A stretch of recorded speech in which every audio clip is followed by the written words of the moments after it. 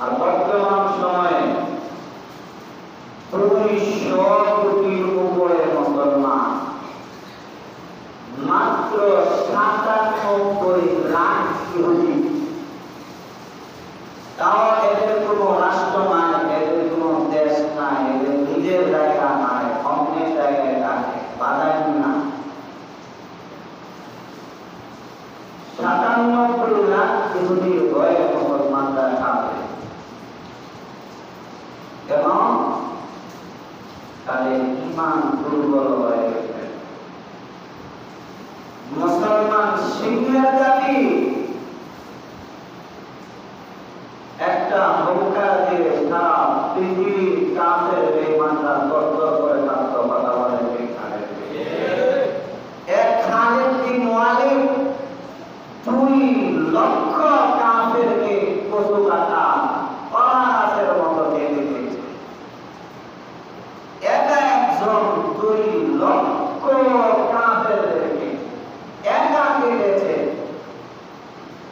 সামনে হাতে একটা ছুরি দিয়ে দাও দিয়ে কলা গাছ কাটা তুমি তুলা 313 জন বদরের সৈনিক 1000-এর মোকাবেলা করেছে। জনপ্রতি 3 জন। মুসলমান যদি হয়েছে 1000, তারা হয়েছে 3000। মুসলমান সৈন্য সংখ্যা যদি হয়েছে 1000, তারা হয়েছে 3000। মুসলমান যদি হয়েছে 10,000, তারা হয়েছে 30,000। সংখ্যায় সবসময় কাফের বেঈমানরা বেশি, কিন্তু শক্তিতে সবসময় মুসলমানরা এগিয়ে চলে। সুবহানাল্লাহ। উপর থেকে মত আসছে, শক্তি আসছে, আল্লাহর পক্ষ থেকে শক্তি আসছে। এখন আসে না কেন? এটা আমরাই নাই। কারণ মুসলমান তো করে রাখে না, আরাম আয়েসে তারা মত্ত হয়ে আছে। আরাম প্রিয় শরীরটাকে বানায় ফেলছে। মুসলমানরা এক আল্লাহ ছাড়া কাউকে ভয় পায়? তারা তো বলে ভয় পায়। যখন এক আল্লাহ ছাড়া অন্য কাউকে ভয় পাওয়া শুরু করছে, আল্লাহ কাফেরকে শাস্তি করে। যেদিন মুসলমানরা ভয় পাবে না আল্লাহ ছাড়া, ওই দিন থেকে আমার মুসলমানের বিজয় শুরু হবে। কথা বলে ঠিক আছে।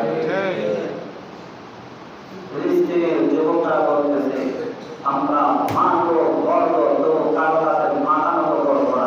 বলেন না সুবহানাল্লাহ। মরতেছে, শহীদ হইতেছে, কারণ কাফের আর মুসলমানের যুদ্ধ এটা। জিহাদ করাটা ফরজ হয়ে গেছে। জিহাদ ফি সাবিলিল্লাহ কোরআনে আয়াত আছে, নবীজির হাদিস আছে। তো আয়াত এবং হাদিস এগুলোর উপর আমল ছেড়ে দিচ্ছে মুসলমান।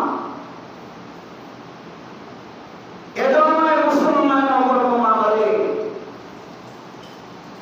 আর বিল্ডিংয়ের উপর পর্যন্ত মুসলমান বোমার উপরে দিয়ে ওঠে।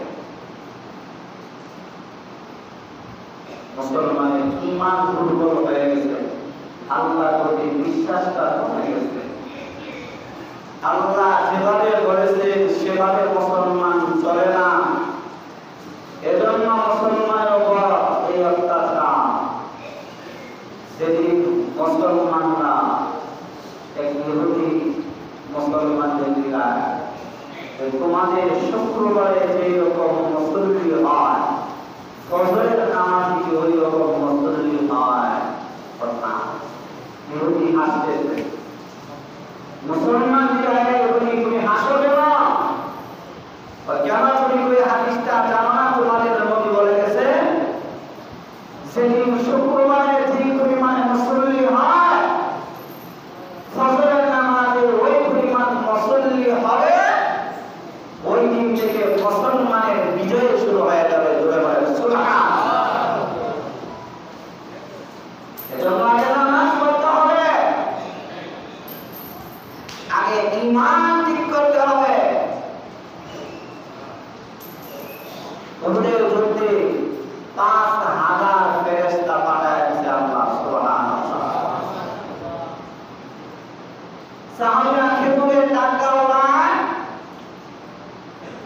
কাফেরের গর্দান আলাদা হয়ে যায়। সাহাবীরা বলে, ইয়া রাসূলুল্লাহ, আমরা তো খেজুরের ডালটা উড়াইছি, কিন্তু গর্দান আলাদা হলো কেমনে? কয়টা বললো না? উড়ানোর মালিক তোমরা, আর গর্দান আলাদা করার মালিক আল্লাহ। ফেরেশতার মাধ্যমে আলাদা করে দিয়েছে। সুবহানাল্লাহ। চেষ্টা তো করতে হবে, ঘরের ভিতরে বসে থেকে চেষ্টা করে লাভ নাই। ঘরের ভিতরে পয়সা মান সানাদা নাজা, যে চুপ থাকে সেই নাজাত পায়, এই আওয়াজ করলে করা হবে না। এই আওয়াজ করলে তোমার উপরে করবে মানুষ। মুসলমানের নারী শিশু এরা নির্যাতিত হবে। ফিলিস্তিনে গর্ভধারী একটা মা, এতে বাচ্চারা কি কষ্ট করেছে যদি দেখতেন তাহলে বুঝতেন। অথচ এই ইহুদির বাচ্চা সত্তর করে থাকতো, এদের কোনো জায়গাও নাই। তারা জানে না ইহুদি সম্প্রদায় একটা সময় আসবে, গাছের আড়ালে ইহুদি পালাইবে, গাছ মানুষদেরকে বলে দিবে, ইয়া মুসলিম, এ মুসলমান, হাদা ইহুদিয়ুন, আমার পিছনে ইহুদি লুকায় আছে, তারে ধরো, তারে হত্যা করো। বলে বলেন সুবহানাল্লাহ। ওই দিন বেশি দূরে নয়, ওই দিন বেশি দূরে নয়।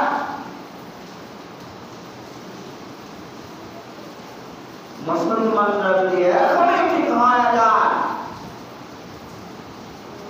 এখনই যদি তারা পরিপূর্ণ ভরসা আল্লাহর উপর রেখে দেয়,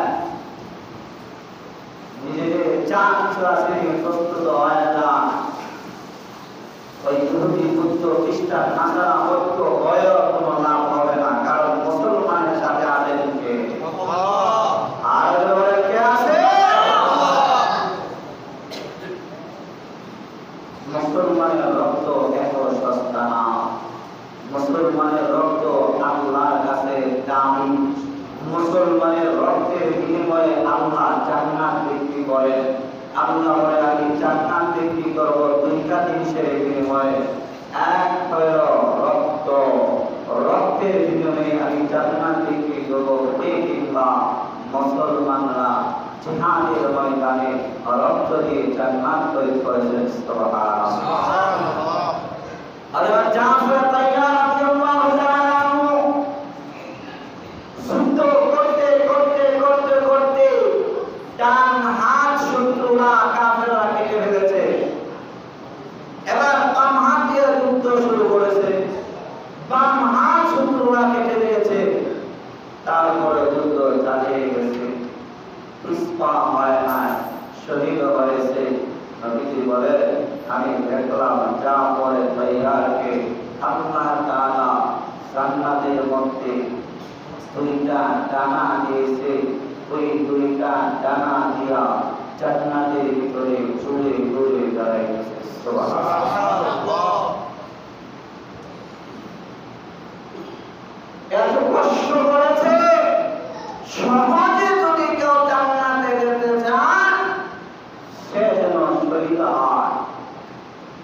কারণ শহীদের মৃত্যুটা পৃথিবীটার কামড়ের চেয়েও কম কষ্ট হয়। আল্লাহ বলেন, শহীদদেরকে মৃত বলো না, এরা মৃত না, এরা আমি আল্লাহর কাছে জীবিত। সুবহানাল্লাহ। শহীদদের লাশ কবরে বসবে না, পোকামাকড়ের শক্তি নাই শহীদের শরীরের মধ্যে বসা, মাটির শক্তি নাই শহীদের লাশটাকে হজম করা, জাহান্নামের শক্তি নাই শহীদের লাশটাকে পোড়া, কোন ফেরেশতার শক্তি নাই শহীদের লাশের উপর একটা আঘাত করা। কারণ শহীদরা যখন হাসরের ময়দানে পড়বে, ফেরেশতারা দেখে বই ভাইব, হায় হায়, এরা রক্তে রঞ্জিত শরীর নিয়ে যখন পড়বে, কারণ যে যেভাবে মারা যায় হাসরের ময়দানে সে সেভাবেই পড়বে। শহীদরা ওই রক্ত মাখা শরীর নিয়ে যখন পড়বে, ফেরেশতারা জিজ্ঞাসা করবে, তারা আল্লাহ বলেন এরা আমার মুজাহিদ, দুনিয়াতে এরা আমার ইসলাম শিখানোর জন্য, মুসলমানদেরকে শিখানোর জন্য এরা যুদ্ধ করেছে, জিহাদ করেছে, শহীদ হয়েছে, আমার দ্বীনের জন্য জীবন দিয়েছে। সুবহানাল্লাহ। জিহাদের আলোচনা করলে এতদিন জঙ্গি আখ্যায়িত দেওয়া আছে, সন্ত্রাস বানায় আছে যারা পৃথিবীতে জিহাদের কথা বললে, কিন্তু জিহাদ করাটা ফরজ। নামাজ পড়া যেমন ফরজ, রোজা রাখা যেমন ফরজ, হজ করা যেমন ফরজ, যাকাত দেওয়া যেমন ফরজ, কালেমা পড়া যেমন ফরজ, জিহাদ করাটা যেমন ফরজ। নামাজ পড়া জান্নাতে যাওয়া কঠিন, হজ করা জান্নাতে যাওয়া কঠিন, রোজা রাখা জান্নাতে যাওয়া কঠিন, যাকাত দেওয়া জান্নাতে যাওয়া কঠিন, জিহাদ করে জান্নাতে যাওয়া সহজ। সুবহানাল্লাহ। এক রাখা হয়েছিল, ইয়া রাসূলুল্লাহ, কাফের এবং বেঈমানের মধ্যে যুদ্ধ চলতেছে, আমি যুদ্ধ করব। যদি বলে এটা মুসলমান এবং কাফের যুদ্ধ, এখানে কোনো কাফের যুদ্ধ করতে পারবে না। ইয়া রাসূলুল্লাহ, আমাকে এখন মুসলমান বানিয়ে নেন, আমি মুসলমান হয়ে মুসলমানের পক্ষে যুদ্ধ করব। সুবহানাল্লাহ।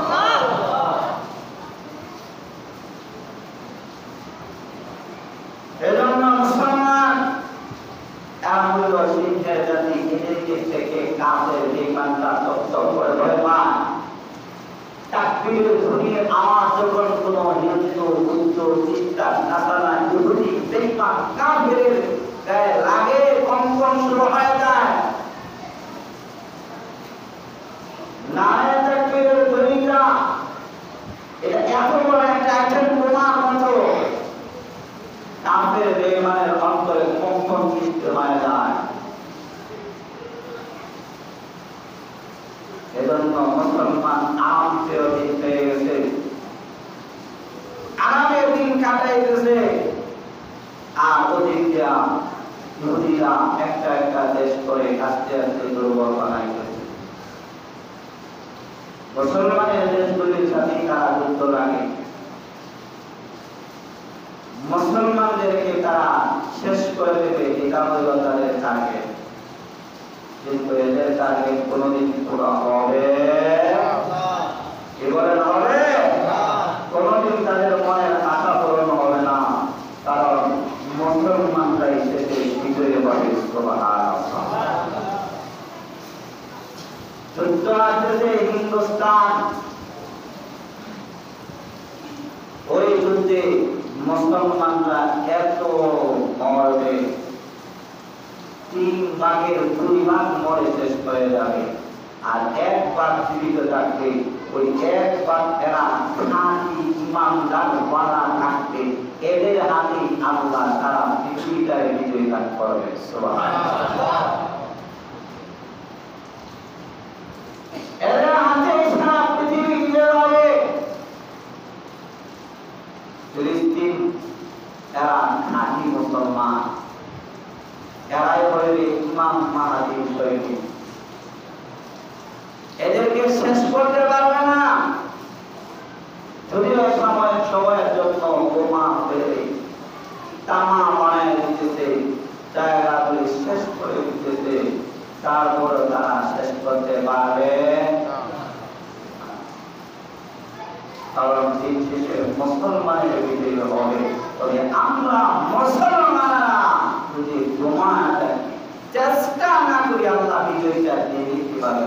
আল্লাহ বলেন, বান্দা তোমাদের চেষ্টা যেখানে শেষ, ওখান থেকে আমি আল্লাহ চেষ্টা শুরু করব। বান্দা যদি চেষ্টা না করে, আল্লাহ মদত আসবে থেকে যুদ্ধ করার জন্য সামনে নদী বসবে, সামনে নদী ঘোড়া দিয়া ওই নদী পানি দিয়ে দিচ্ছে, ওরা পানিতে নামে নাই। সুবহানাল্লাহ, পানিতে নামে নাই, নদী পানি দিয়ে দিছে। ইমান এত মজবুত, আল্লাহর প্রতি এত ভরসা ছিল। আর আমাদের ভরসা চাকরি না করলে খাবো, ব্যবসা না করলে খাবো কি? খাওয়াই কে? আর বলে কে খাওয়া?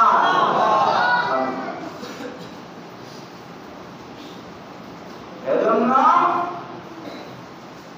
শেয়ারের মতো 1000 বছর বেঁচে না থেকে শিখের মতো এক জীবিত টাকা তার চেয়ে উত্তম।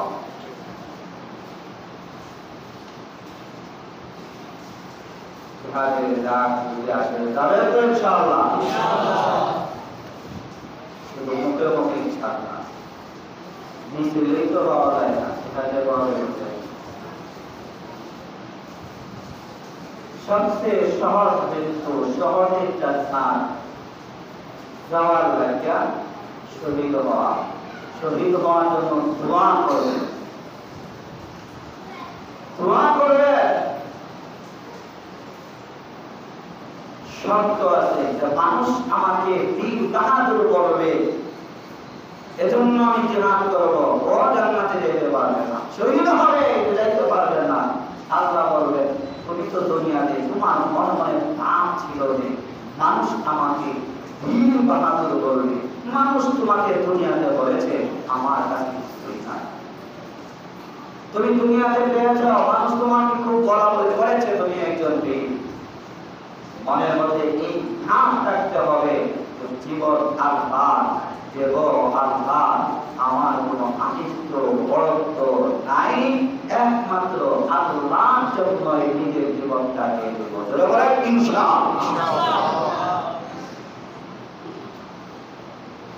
মুসলমানের রক্ত পবিত্র, এক ফোঁটা রক্তের দাম আছে। জিহাদের ময়দানে এক ফোঁটা রক্ত যাদের ঝরবে, এর বিনিময়ে আল্লাহ তাআলা জান্নাত দিয়ে দিবেন। সুবহানাল্লাহ। মুসলমান মরলে শহীদ, আর বাঁচতে হয় হাতি মরলেও না, জীবিতও না।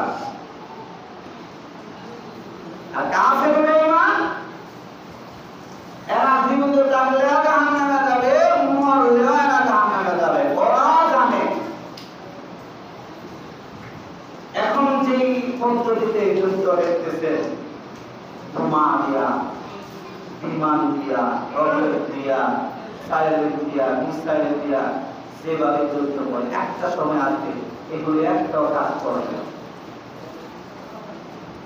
এগুলি ফুটবে না, পিস্তল থেকে গুলি বের হবে না, বন্দুক থেকে গুলি বের হবে না, ট্যাঙ্ক থেকে বের হবে না, অর্পিত হয়ে যাবে। তখন আসবে তলোয়ার আর ঘোড়া দিয়ে যুদ্ধ, তখনই শুরু হবে মুসলমানের খেলা। ধরে বলেন সুবহানাল্লাহ। তখনই শুরু হবে তলোয়ার আর ঘোড়া দিয়ে যখন যুদ্ধ হবে, তখন আত্মাকে লড়াই হবে।